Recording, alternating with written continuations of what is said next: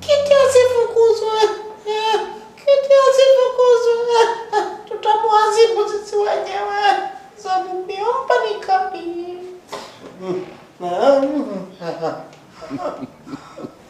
Toka hapa.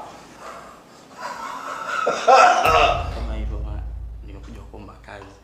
Maana nishafanya kazi kwa ofisi nyingi, lakini sasa mwisho wa siku nikaamua niachane nazo. Ndio nimekuja hapa.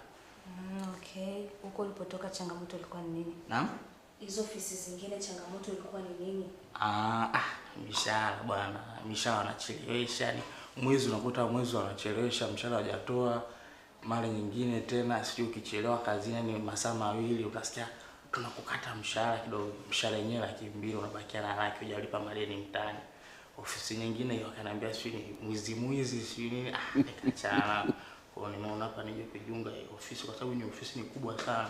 Inasifika Tanzania na nje ya Tanzania. Kwa hiyo nikasema hapa ndio sehemu mimi hapa nanifaa kuja kufanya kazi. Sawa. Ulikuwa unahitaji nafasi gani? Ya HR. HR.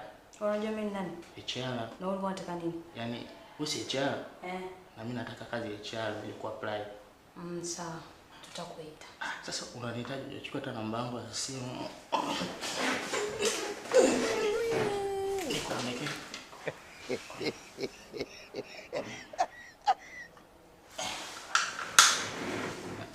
Napa hapo ofisini mpo ngapi? Almost 10. 10. Na mimi nikiongezea na kwa 11. Asiongezeke mwingine. Ila nimekuja na wazo. Katika sisi watu 11. Unaonaje tusicheze mchezo? Tucheze mchezo kila mwezi anatoka mtu. Kila mwezi anatoka mtu. Nini? Yaani tucheze mchezo. Mchezo gani? Sio kijumbe. Mimi na uzoefu huko mtaani chezeshaga mchezo wa 200. Sasa huko mchezo wa mshahara wote akabizwa mtu. Samani. Umesoma wapi chuo? Experience umepata wapi?